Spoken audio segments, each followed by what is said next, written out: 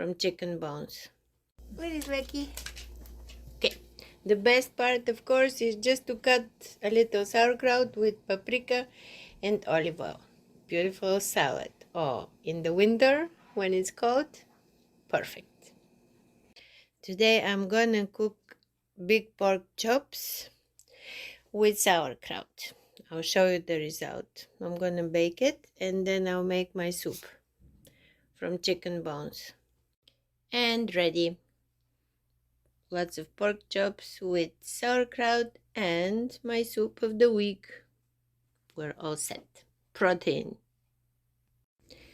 On my menu, I made princesi sandwich.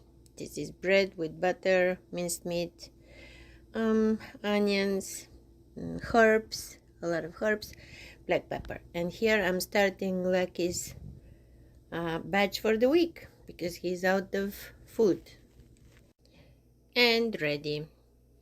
Lucky's food is minced pork with rice, no onions, and this is my princess sandwich. Okay, the most important part about this sandwich is this green jalapeno pepper.